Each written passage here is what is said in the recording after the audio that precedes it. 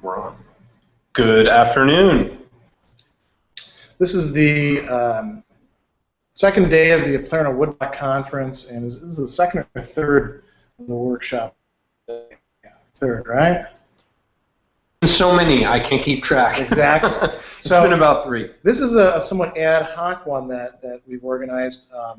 Rob Skiff and I have been having a lot of discussions back and forth about the nature of Oplerno in relation to agency, capitalism, values, all the sort of big picture, sticky kinds of things that people get very concerned about. So this is a chance for viewers to write in and ask questions. We already have a set of them, but we wanted to also lay out, some of the things that keep coming up over and over again, and how I think with Oplerno, it's easy to get mixed up about this because they're doing something quite different than most other educational institutions have been doing.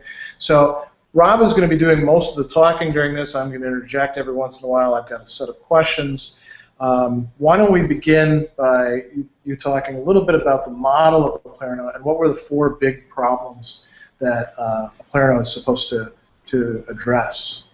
So when I was a doctoral student, and I still am, and I'm finishing my dissertation, the things that I wrote about were student loan financing and the student loan bubble. In the United States, most of the education is, most of higher ed is financed through subsidized loans or unsubsidized loans and government programs where students take out debt to pay for their undergraduate or graduate education. It's ginormous, and depending on where you go to school, it's really huge. And so the debt piece, now I think it's 1.2 trillion. It's actually, there's more student loan debt than there is credit card debt. Yeah, it's a huge risk to the financial markets, and a huge risk actually to people, because if you're a student and you have lots of debt, then you can't start your own business. You are going to have a harder time becoming involved in social entrepreneurship. You're going to have a hard time getting involved or finding something that can pay in terms of, if you want to get into service or the helping industries. Yeah, it really handicaps you in a lot of ways. Yep. And prevents you from starting to accumulate some wealth and resources for your old age. Yeah. And so that is combined. So the student loan debt had me concerned, but another piece was part of the work that I did to pay for my doctoral program. I mean, I was lucky that I got some money from the University of Vermont, and they were very helpful in terms of supporting me. But I also worked as an adjunct. And huge issue. As an adjunct, what I would do is I get assigned roughly 2 or 3 weeks or sometimes 2 days before the semester started, and I would be given this class that was generally, this was online, sometimes in person, and the class would kind of not be very well built. And so I'd spend all this time changing the class or adding different things to it, and at the end of the semester, I've put in all this work creating this really great class, and of course I didn't own it, and sometimes I wouldn't get the same class the next semester. Yeah. And that was just kind of like unfair. Here I do a lot of work. I also rescue the institution. Okay, in some ways I provide the students with a great experience, and I don't own the class that I am teaching. Yeah. And the next thing that really struck me is, I was getting paid, $3 grand for the class, and then I did a calculus on how many people I was teaching, what I was getting paid, and I said, wow, somebody's making a lot of money. Yeah. It ain't me. Yeah. And so that kind of, then as I'm going through my doctoral program, I'm looking around for a sort of a tenure track job, and I do a little business analysis of, what's the stability of me, what's the chances of me getting a tenure track job, and next, if the institution, what's the odds that the institution that I'm going to join is actually going to survive in the same form over the next 10 years. Yeah. Okay? And what I found out was One, the business model is really kind of broken for most traditionals in higher ed. And what I mean by business model, I'm talking about two things. I'm talking about social capital, financial capital, and cultural capital. Okay, generating all three of those pieces. I'm not talking about making making money. Okay, but if you want to do a Marxist interpretation, okay, who owns the means of production? Okay, and who is benefiting from the means of production? And what I it's not the students, that's for sure. Well, I kind of said the people who are benefiting are kind of the bondholders, okay, the people who are holding the majority of the student debt. Then I started to look at the number of students taught and the amount of pay that people were receiving. And I realized after looking at a couple different schools that the number of students that a professor encountered was inversely proportional to the amount of money they were making. So the more students you taught, the less money you made. That makes sense. Yeah. And I also looked around at my department and looked around at the university where I was at, and I realized that the people who were getting paid the least were generally were women who were in tenure-track positions. They weren't in tenure-track positions. They were adjuncts. Positions, yeah. And even though they were, if you did a strict economic analysis, they were returning tremendous amounts of capital to their institution. They constantly felt as if they might get canned. Yeah. They might not be might not be given the next job. So, and being blunt, I needed to find a job and was rapidly realizing that I was unemployable in traditional higher ed for a variety of different reasons, which has probably become quite apparent as we have done Woodblock. And so those are two big issues. Yep. Adjuncts. There are two others that you wanted to right as well. The other piece is the lack of the one is the technology piece. Okay. Yeah. Disintermediation is let's start with disintermediation first. Tell them what that fancy term means. Okay, disintermediation means sort of like cutting out the middleman, or middle person. Instead of trying to get people when they're exchanging something to cut out the person who's acting as the intermediary, okay, the person between, the gatekeeper, and that and so disintermediation is eliminating barriers to people exchanging things. Now, the disintermediation. Hold up. I guess what I'm going to do is I'm going to hit the. We'll get to the Twitter comments in a second. Let me finish. We'll do those a little bit later. Okay. One of the things with the disintermediation, one of the things is technology is creating a lot of changes. We all know that's everybody knows that. But what it's really doing is it's stressing out traditional institutions. There's so much information and change that is happening at two institutions today that the traditional command and control structure doesn't really work. Okay. Yeah, it's not agile. At all. Yeah. It worked 100 years ago or 200 years ago, but it doesn't work anymore. Especially, let's talk about degree program formation. Okay. If you want to, it takes years for a new degree to be introduced to a university sometimes. Yeah. And by the time the degree is introduced, maybe the market demand is gone. Yeah, the disciplines completely change. Yeah. So technology also allows the elimination of dependencies of time and place for where education occurs. So it changes access. So that's the fourth thing you're going to get to is access. We can learn the technology now with video teleconferencing, with the database, with the data storage, and the fact that it's really cheap. You can store video, text, audio anywhere. You can upload it.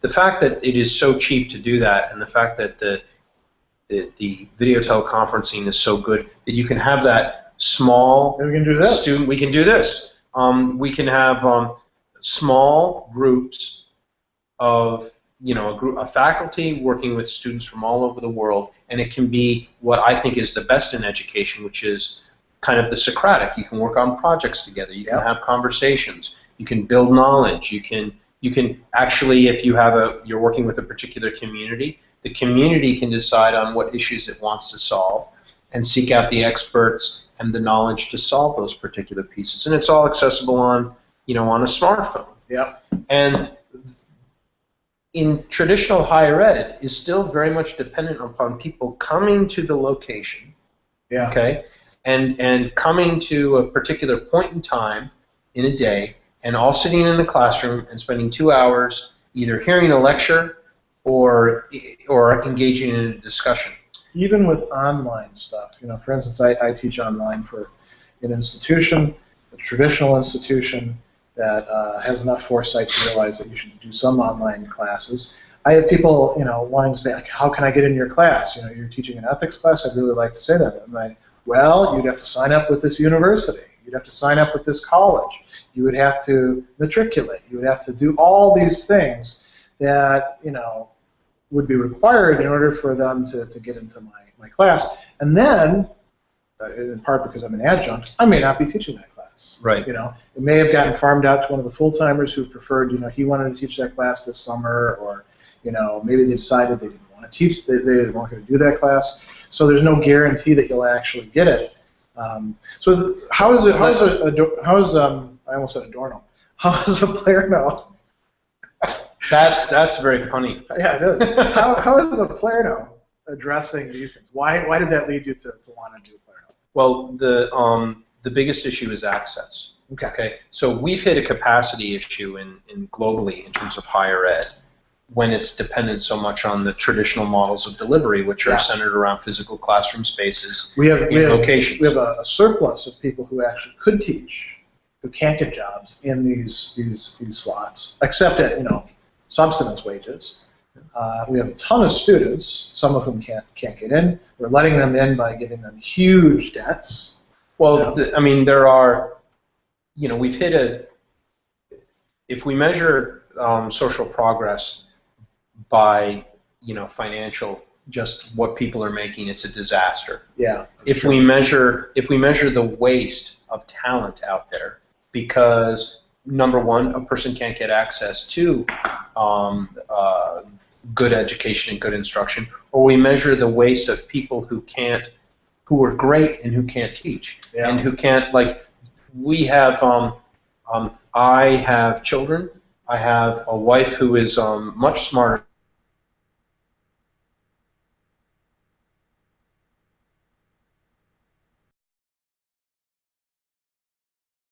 being able to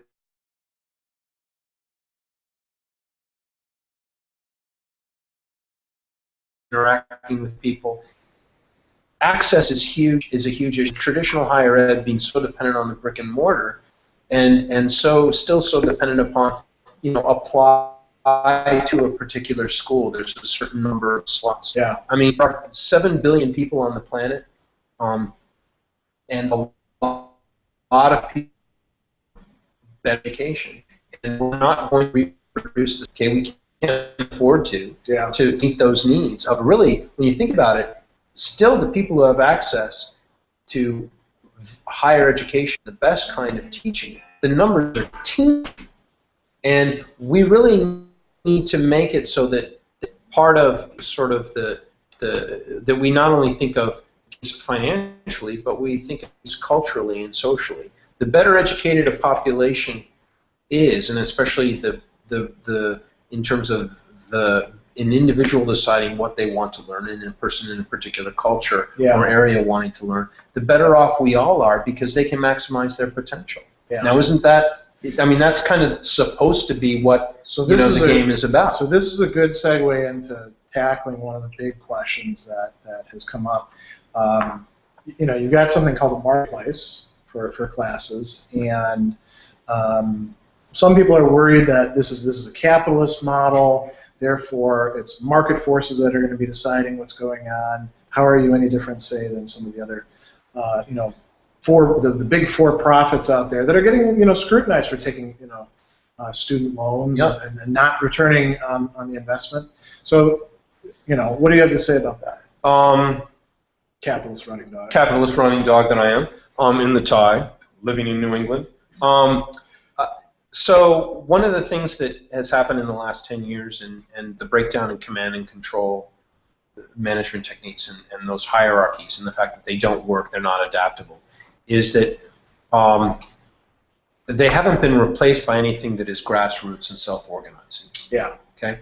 Now, one of the ways in which you self-organize is you allow people to exchange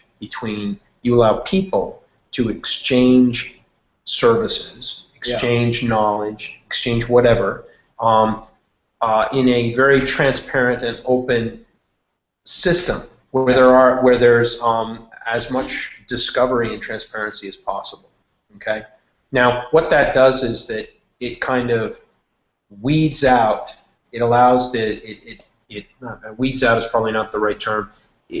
It's much more efficient than and is much. Then just making a fiat decision. You're going to do it this way. You're going to do it this way, or here's my group of so-called experts from the top Ivy League schools or wherever, and they're going to decide on this is what we need over the next 10 years. I mean, we've become a society because of the information and the explosion of information and the explosion of change. We've really become a command and control society in a lot of aspects. In other words, we have a small group of people who are making the decisions for large numbers of individuals. So am I a capitalist running dog?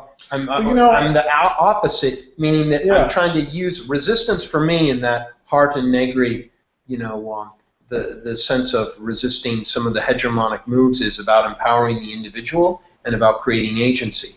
And if you're going to create agency, you have to have choice. And you have to allow people to choose for themselves the routes they're going to take. And you also have to make it completely transparent about what is your cut. Yeah. Okay? So I can't eliminate, I'm trying to eliminate as many do as much disintermediation in education as possible.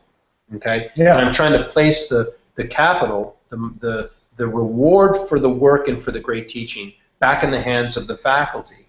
But I'm also trying to help the students maximize their choices to find the mentors and the classes and the skills that are best going to meet their needs. So, we have our business structure, we're an LLC, a privately held company. Now, why are we a privately held company versus a not-for-profit? I have a really strong vision of where I want to take this in terms of the equality and the disintermediation and the value that I feel of faculty and students and cutting out a lot of the middlemen. If I were a not-for-profit, if Oplerno was a not-for-profit, we would have a board, and I would be answerable to the board. It would take a lot of time to get anything done. Yeah, well, I think you'd also, a lot of not-for-profits will lose their vision.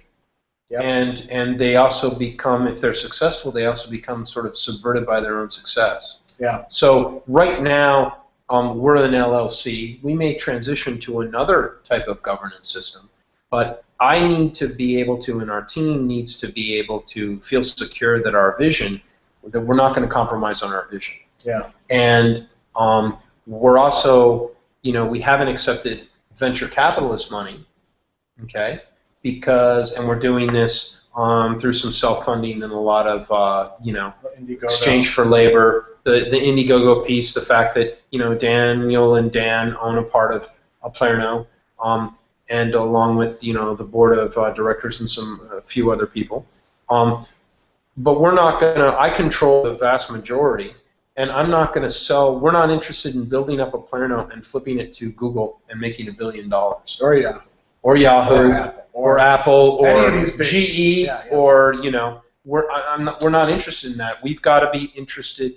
I'm interested in making sure that education is affordable, and I'd much rather spend my time on making sure that adjuncts get a decent pay, and we're able to do something really cool with education. Because, to be honest, I mean, like, what else is there to spend? I mean, this sounds naive, but what else is there to spend your time on? You know, I live in Vermont. It's a great place. I have 3 squares. You're staying at my house. Yeah. You know, it's not extravagant. It's a nice house. I mean, like, I don't need the Gulfstream 5 or the Ferrari, and that's not what this is about. I think something when people bring up capitalism, one thing that they lose sight of is that capitalism, first of all, whether it's understood as being good or bad, that's a separate question. But you can't call all exchange automatically capitalism. Just simply because there's exchange, simply because there's some sort of, you know, structure where money is changing hands for services.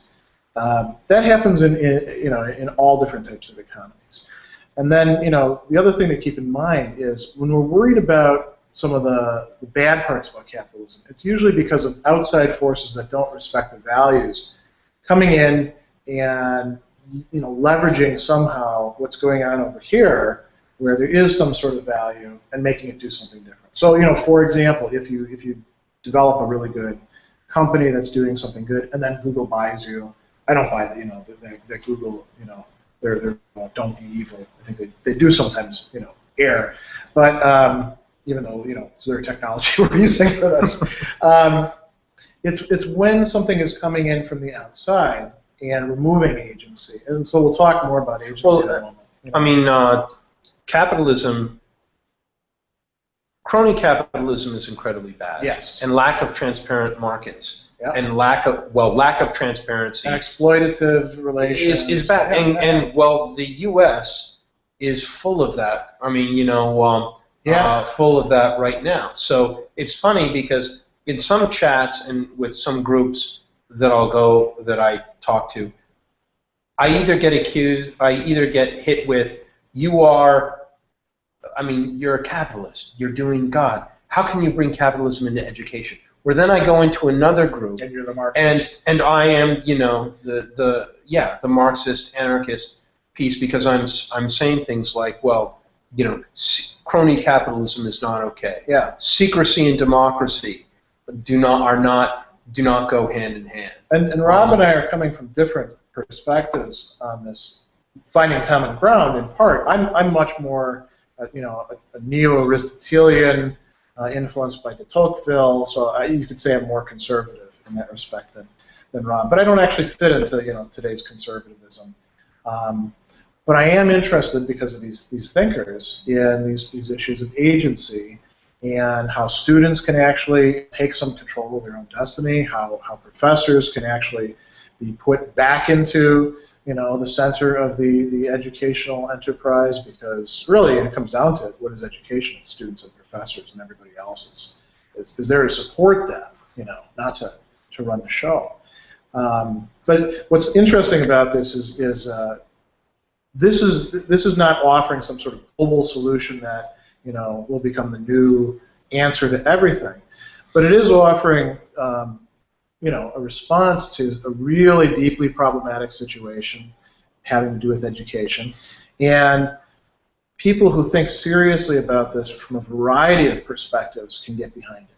Rob and I don't agree on some of our basic premises, but we can arrive at some of the same conclusions with respect to this. I think that's important. Yeah, I mean, you know, one of the things is you have to create protocols, standards, and you have to have some principles that you're actually going to live by, and one of those principles that prevents things from becoming abusive is, again, transparency. Yes. Okay? Yes. Because in other words, access to information, and really access to information in this case is pricing. Okay, the real cost the real cost of something. Okay, that there aren't hidden costs. And where the money's going. Yep. Anybody who, you know, gets involved in an Oplerno class can know this amount of money is going to the professor, this amount is going to Oplerno. Once you guys start, you know, doing anything else like advising, they can know exactly where the money is being devoted to. But it's also going to go into the fact that, you know, today we had lunch at Skinny Pancake in Burlington for $48. Yeah. It's fine. That's part of where that 10% is going. Yeah. Well, not that we need more students, but you know what? It's completely appropriate for the faculty to understand and to be able, and the students actually, to be able to look at a senior administrator's expense account. Yeah. and to be able to see that Skiff went out to lunch for $48 to Skinny Pancake with 2 professors. Outrageous. Okay? Well, yeah, because part of that, I mean, while we all as people have privacy, and we should have privacy, institutions that serve the public in their roles to serve the public good, okay, we need to not have so much secrecy about the operations, because it's the secrecy about where the money's going that generates a huge amount of the abuse. And you know, it's a great idea. And the suspicion on people's part as well. Yep. So you know, that's where I'm coming from with that piece. But the agency, you've got to maximize agency. You've got to be for, you know, academic freedom. Yeah. You also have to be, instead of doing hegemonic moves to impose your education on other people and on other cultures or countries, you know, communities and individuals are perfectly capable of figuring out what they need. They don't need to be told, here's the format, here's the deal, and you're going to implement X policy. You know. Well, it's choice. Yeah, if I think Aristotle can be a benefit to people, and I want to teach, you know, classes on that, they're free to say, not for us. You know? I mean, you know, you'd say, hey, check out Aristotle, but you should also have the space to check out Gramsci, you know, Marx, Nagarjuna, Mencius, Motsu, and, you know, a variety of other ideas. Let's talk more about developing agency, because this is one of the areas where we really have a lot of common ground. And I mentioned that I look at these things in an Aristotelian way.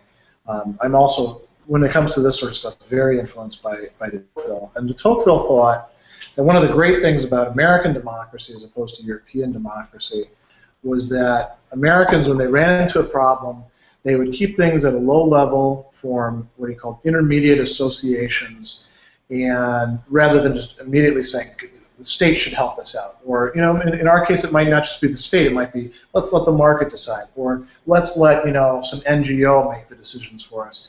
It keeps it in the hands of the people who are directly affected. And what de Tocqueville thought was really important with this, and we've talked a lot about this, why this is missing in contemporary education, especially on the part of the professors, is by being involved in some sort of governance, even if it's just, you know, running a club, you start to acquire the capacities to be able to do it on a better and better level. You start to be able to reflect on what's actually good for me, what should I be doing, what should I be avoiding. You're given the chance to screw up and to make good on that sort of thing.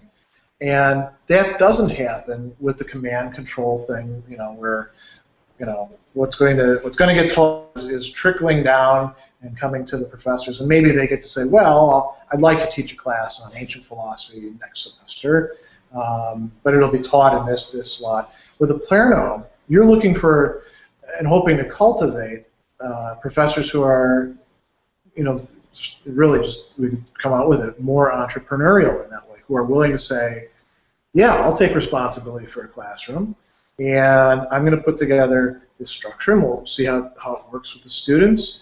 And I mean, you know, the agency and responsibility go together. Yeah. You know, I don't know whether, you know, I'm, you know, looking for professors who are entrepreneurial. I think that's true, but I think even more importantly is you're looking for professors who are the classic scholar practitioners who have praxis. Yeah. In other words, who are out there in the world as change agents and helping other people become change agents too. Because that's the, I mean, I guess that's the tension in education today, is that in some ways you have really disciplinary procedures and reproductions of social class and privilege, and institutions designed to do that again and again and again, generation after generation. And how much of the education actually is about, you know, liberatory practices where you're allowing people to form and create their own lives and their own communities and their own associations without telling them what to do. And I think that right now we're kind of in the state of a lot of us are sort of battling against that prescriptive piece in the first institutions and trying to come up with ways in which people can take charge of their own lives and their own agency. And I think it will be a gradual process. It's one of those, and this is Aristotle's point and de Tocqueville's point and Mill's point about this sort of development of agency. It takes being involved in a sort of consecutive process to augment that, to have it grow.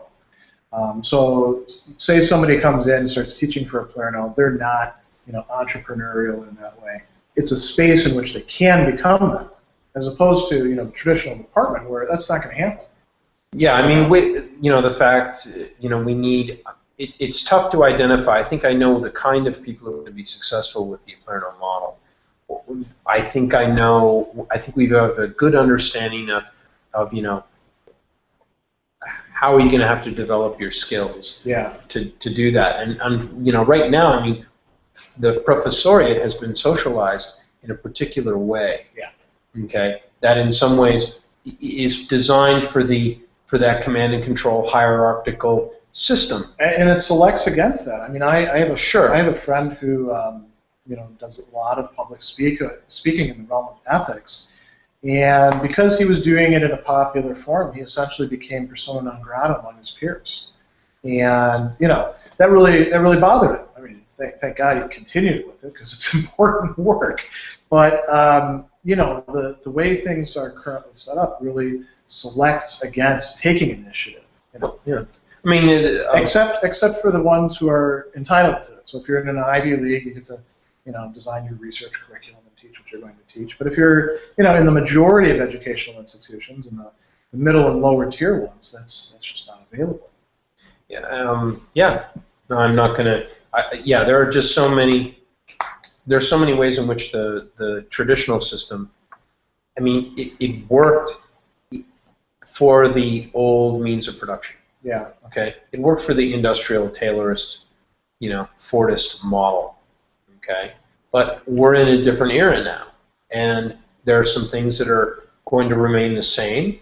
Okay. But there are other types of to use sort of Latour, this French great French practitioner, Deleuze and Guattari. Yeah, these guys that I really enjoy to talk about sort of non-human agency and these things called assemblages, which are basically, instead of looking at just people having or not having agency, look at how institutions form and shape people's behaviors and how they have their own tactics and strategy as a piece of as a way of analyzing what's going on. And things have just changed. The way in which technology, the way in which the internet, the way it has changed space and time. Yeah. Okay. It hasn't gotten rid of it, but it allows different types of exchanges to happen. I mean, you and I would never have met if we hadn't had the internet. We were talking over the internet. This is the first time. I've never met. I've never been in the same room with Daniel Crompton. We see each other through here, but I've never been in the same room with Daniel Crompton, our director of IT. I don't need to. Yeah. Okay. Other people that I've encountered on AngelList or in building this, several of the members of the board of directors, students, faculty, never been in the same room, but yet we're able to do this work through the use of this new assemblage, which is the information technology, and that changes everything. Yeah. One of the things that I particularly found attractive about Oplerno, because I was looking at a lot of different types of online education, was that if there's anything about which I'm steering towards the Marxists, it's that I don't like these sort of prestige hierarchies that replicate themselves, and I see that happening very much so with the top tier institutions. And technology was supposed to be disruptive, so MOOCs were going to disrupt everything. But then who got to actually run the MOOCs? It was people who were pulled from the Ivy Leagues and the big states and a few other schools that had a lot of technology investment. So I've used, this as an example before. I like Michael Sandel. I like his books. If I had a chance to take a class with him, in a small setting, I certainly would. But I sure don't think that his MOOC ought to be replacing instructors the way that they tried to do in a few places. That was a live proposal. Yeah, I mean, and so what I see Oplerno doing, in part precisely because you're not doing the MOOC thing, is this is. I mean, look at me. I'm practically speaking a nobody when it comes to this sort of stuff. I didn't go to a prestigious graduate school. I've published, but so a lot of people have published, and I can teach classes through this. And if I do it well, then people can find out about it, and students can say, hey, I like this guy, I want to do some things with him. That's what happened with YouTube. That wouldn't be possible without this sort of apparatus. Well, and it wouldn't even be possible with MOOCs because you're not going to get invited to be on edX or Coursera or something like that if you're at a low-tier school or a middle-tier school. Well, I guess there's two pieces is that we can't look at, even though you have the evangelists of technology who think of it as a liberatory practice, technology is not deterministic. Okay? It doesn't. It in some ways can reinforce hierarchies, as we see with the National Security Agency and other nefarious government entities where they use technology to leverage their own networks of social political control, etc. Mm-hmm. Okay. Now, however, technology can also be liberatory if it's deployed properly. Yes. Okay. So I think that's the thing when I was creating computer models of. I created a computer model of the institution I attended. Okay, financial-wise, to play with what ifs, a simulation. Well, I was back when I wanted to be wanted to join the crowd. Yeah. Okay, I was like, oh, I'll use this to find a strategy that would allow them to deal with this new era. Okay, to deal with the student debt crisis, to cut their costs. Well, when I built the simulation and I started playing with what ifs, okay, I came to the conclusion that I couldn't come up with this strategy, that there were no levers that I could push, that transformation was going to happen no matter what. Okay. So I guess my point is with that is that I was able to realize, at least my analysis is, we're not going to have a lot of reform, we'll have some change, but you have to use the tech to then empower, to identify, well, what is the most important thing about education? It's a relationship between a teacher and a student. Right. How do people learn best? This is not rocket science. They learn it best in small groups. Yeah. How can you then use the technology to empower those two things, small classes, teachers and students, and how can you create disintermediation where you get rid of the nonsense and you shoot the cash back to the people who are going to benefit, which is the faculty and the students. So that leads into back to those two things of debt and the adjunct issue. The adjunct issue is that people can't make a living wage as an adjunct, given the institutions that currently exist. Well, you need to go to Oplerno, right? And sign as a faculty member. Exactly, because with Oplerno, again, we brought up all this because we're addressing concerns about capitalist models and workplaces and things like that.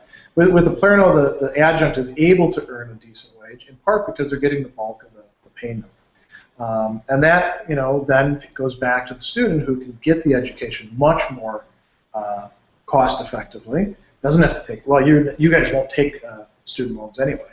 No, we're of course. Yeah, I mean, I guess that goes. One of the things in terms of social control and political control is the fact that if you receive federal loan money, or you receive money from anyone, you're on the hook for something. Okay, they want something. That's the way money works. Yeah. That's the way generally exchange works in a non-transparent market. Yeah. Okay. Well, we're not accepting federal student loans for a couple different reasons. One is that's a great constraint to put your institution under, because that means that you have to make sure things are affordable. Yeah. Okay. That you can't can't spiral out of control because this is how they got where the institutions have gotten to the places where they are currently. Yep. And the other piece is that we want to be able to innovate, and we want to be able to not deal with regulation is fine.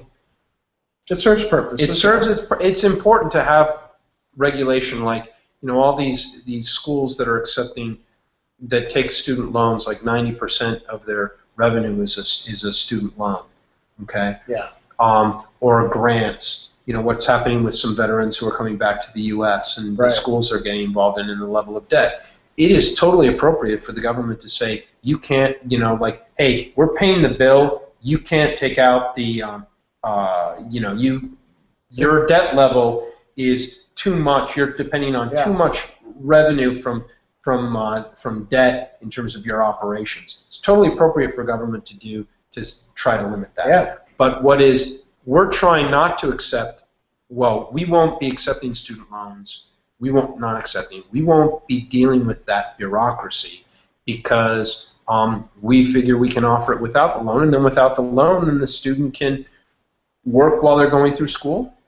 Yeah. Okay. They can also go part-time. We can change the dynamic from going to school during this 4-year intensive period to maybe making learning back to kind of something that is kind of fun and exciting, and you do all the time versus watching, running the race and then wondering what next. Or watching The Bachelor or The Bachelorette, which is sometimes my guilty pleasure. Really? Yeah. Oh. I mean, sometimes I have other shows. Sometimes they're fun. Yeah. We should probably start answering some of the questions that have been posed. So one of the first ones that was asked is will Oplerno have an IRB? That's a institutional review board for human experimentation. We are currently working on a business model to try and change research, just like we're trying to change the adjunct, the faculty pay piece. Okay, in many institutions, grants, the institution takes 35–40% of the grant, and the faculty member gets 60. Yeah. Okay, or it's even worse in some places, believe it or not. IRB is institutional review boards to review research are very, very important. I have, we're a global organization, so we're going to have to look at, global standards for IRB. But sure, if you're going to be performing some kind of research, publishing something, we're going to have an IRB. I'd welcome anyone who, with that background, to contact me at skiff@oplerno.com or check out the wiki, and then let's figure out the structure. We don't want to get into a situation where we're doing things like what Facebook was up to, active, manipulation of people's opinions, people's existences willy-nilly. I mean, that for me, that experiment, crosses a boundary. I don't think that experiment that Facebook was dealing with was unethical, and we talked about it on a bunch of our hangouts about whether we were going to leave. We haven't gotten enough feedback yet. The whole thing with Match.com. Yeah. Interesting, isn't it? I mean, that's not okay. In my book, that's not okay. And so, we don't want that stuff to go on in our organization. For those, because they're not educational institutions, they would be governed by an ethics board, which apparently Facebook doesn't have. Well, as big as it is, Well, it's a good idea to just kind of, just because you don't have an ethics board, call me old-fashioned, doesn't, sure, but just because, I mean, it's kind of a no-brainer for me if I was Zuckerberg, okay? I would be kind of, number one, apologizing, but if, he shouldn't have signed off on, that's not okay. The trouble is some of the corporations that do have app boards, they can turn into just rubber. That can lead us too far. Yeah. So what other questions have we got? Have we got some here? These are a bunch of Twitter feed things. Do you have any on yours? Because I certainly, if we have some other time, there are some other topics that we can get to that are related to these matters. So. Well, let's just go with a couple of the, if, just for Daniel, if you guys the Twitter feeds, they don't seem to be necessarily coming really clearly on.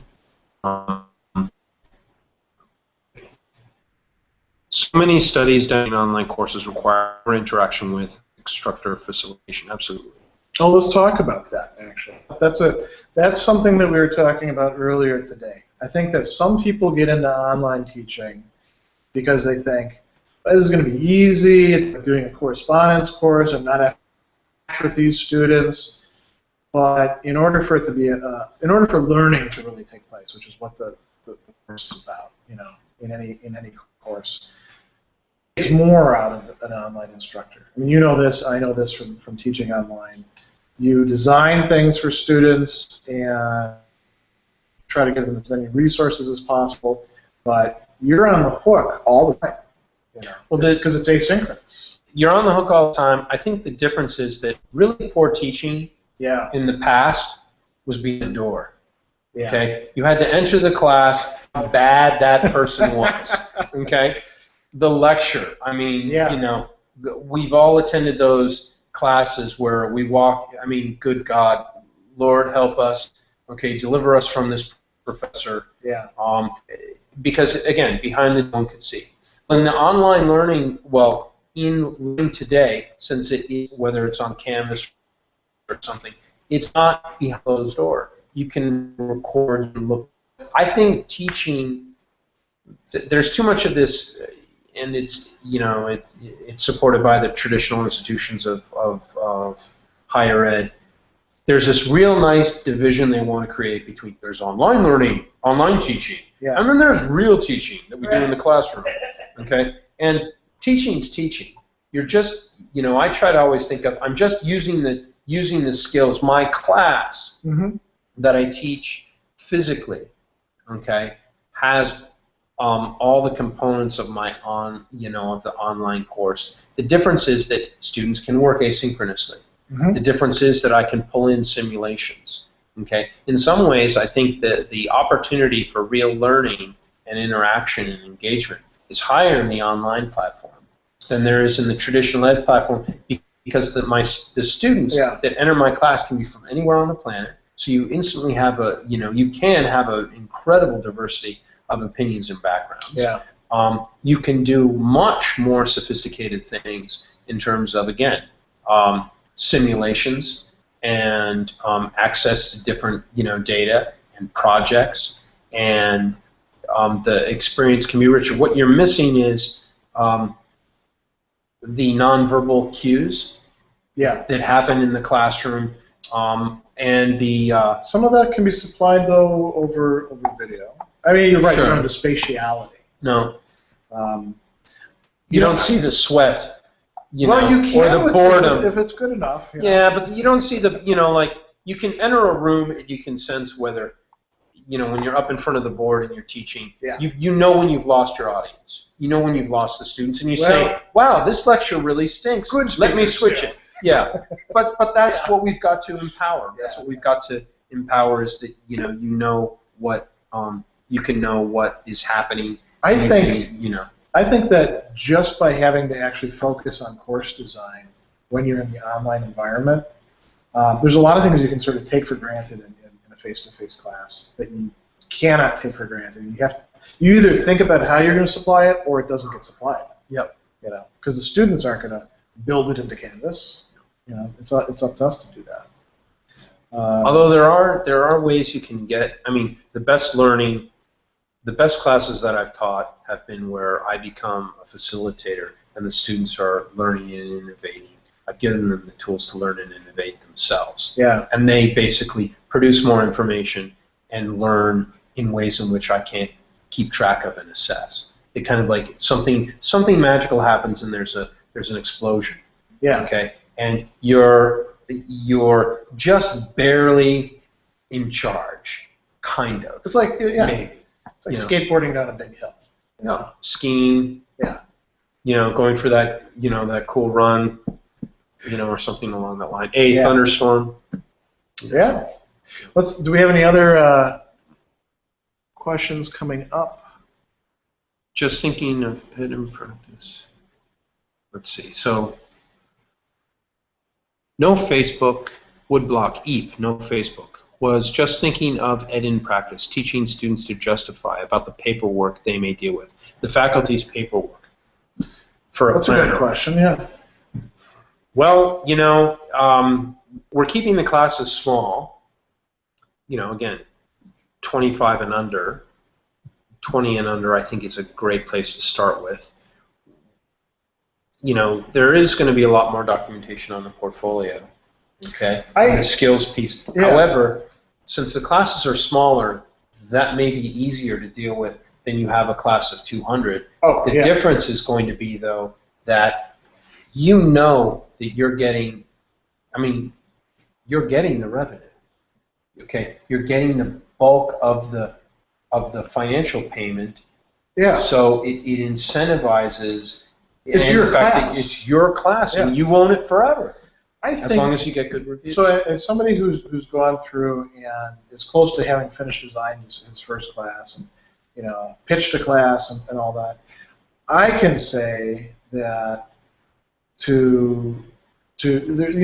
there's some hoop jumping involved, of course, in pitching a class, but it's the sort of stuff that has to happen. You have to have some clear learning outcomes that we can, in fact, give some sort of criteria for, because one of the things is you're designing the class, your assignments are going to have rubrics, and the rubrics are going to have clear criteria, because otherwise, I think it's doing a disservice to students not to have rubrics these days for a lot of things.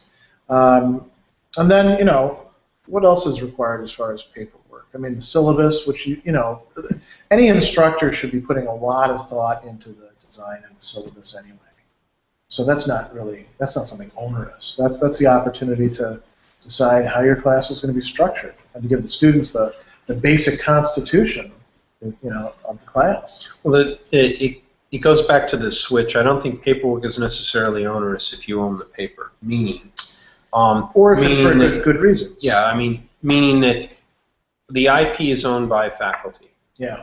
Okay. You own your class. Okay. That in itself is a revolutionary concept. Yeah. Okay. And you can teach not based on whether you've been assigned particular students. Okay. But you can teach so long as your reviews are good and you can attract students to your class. So the politics piece that you have to play. How many of us have, scrambled in talking to the chair? Oh, pretty please, can I please have that section on fill in the blank?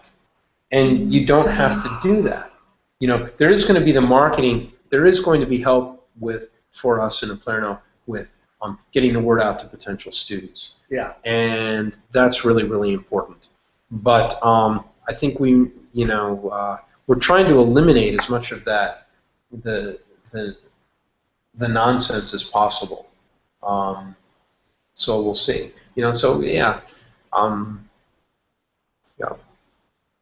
Any more questions? No. Do we have? There's a couple on YouTube. Oh, what are they? One for me was asking if employer offers a tuition benefit, can they pay it directly? If an employer offers a tuition benefit, can they pay it to Oplerno? We can accept the payment from anyone. I think what has to happen is the student. The student should contact me directly, and then let's figure out how we're going to deal with that. A lot of places. But I don't see where there's a problem. I don't see that being a problem at all. Okay, there's another question on here from Andrea asking, have you recommended that instructors include local or virtually hosted meetups for students to engage in face-to-face discussion? Have you? So the question is, have you recommended? Have we recommended that instructors hold face-to-face meetups in person? Or virtually. I think people should have meetups. I think people should engage virtually. Yes. But I actually remember it puts students at a disadvantage in a class where they're spread out all over the place for some of them to be meeting the instructor face-to-face while others don't have that opportunity. Well, I think there's two. I think there's a bunch of different issues with the face-to-face meetup. I think that you got to remember that your students are going to be from all over the planet. Okay, and the time the biggest issues are going to be scheduling in times when you're all meeting together. for a discussion virtually. If you want to do that, the nice thing about Canvas is you can have asynchronous face-to-face discussions, okay, where you're recording different answers. I also think, you know, so I don't want to be too prescriptive. Again, that's kind of that's a good thing to talk about. okay. Going back to this, you know, the whole thing's got this thing going. Why don't you want to be too prescriptive? There may be occasions where it is completely appropriate and a great idea to have students be meeting physically. You know, maybe some are meeting physically with an instructor, but others are away. Like, for example, let's say I was teaching a course in, I used this example earlier, in tropical biology, and there were a few people who were taking the class and near where I was living in Ecuador, and we wanted to go through a cloud forest with Google Glass and identify various species. Yeah. And we could broadcast that to the rest of our class, and that would be a thing that would be very appropriate. There you're using the work of the students who are physically able to be there as something to benefit the other students. Sure. That's the key thing there. Well, but you know, but again, I just came up. It took me 2 seconds to say, well, hey, that rule might not. You know, the disadvantage that you said, actually, I turned it into an advantage. Yeah. So I don't really, you know, we have to trust our professionals. Okay. Faculty members are the treasure of an institution. Okay. What we have to have is transparency. Okay, in terms of operations and what is expected. Yeah. And so, you know, to quote the immortal movie Spinal Tap, which no one under the age of 30 has seen, but it's a good movie. But should see. But should see. There's a fine line between stupid and clever. Okay, and so I don't like having a ton of, you know, we may have to have a ton of, you know, I hope we don't. We may have to have certain protocols or guidelines, but we're going to discuss those as a community, and we're going to arrive at that. And I'm going to constantly search for the way in which that rule is not a good idea.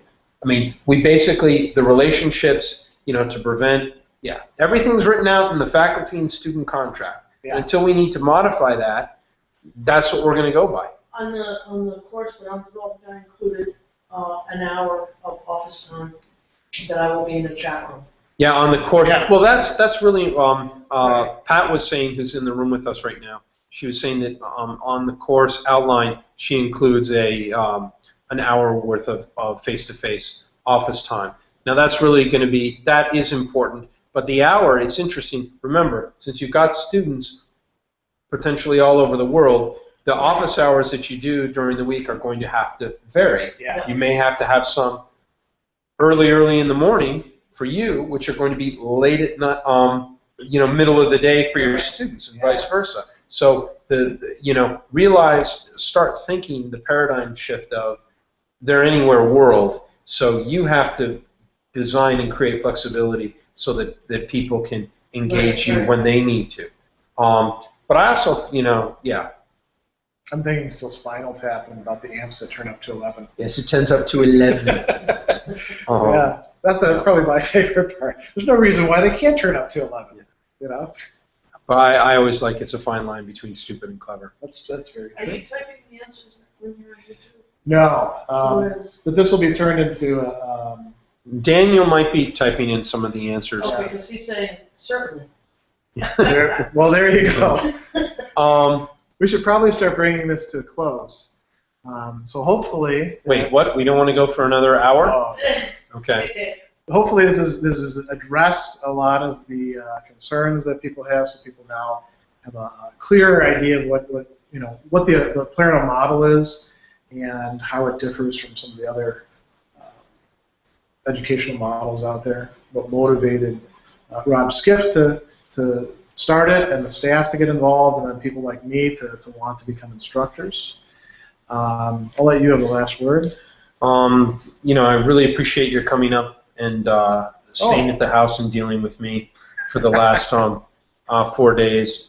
I mean, for 4 days. And thanks to everyone who's listening in and sharing the videos. I mean, this is the most important work that I've been involved in.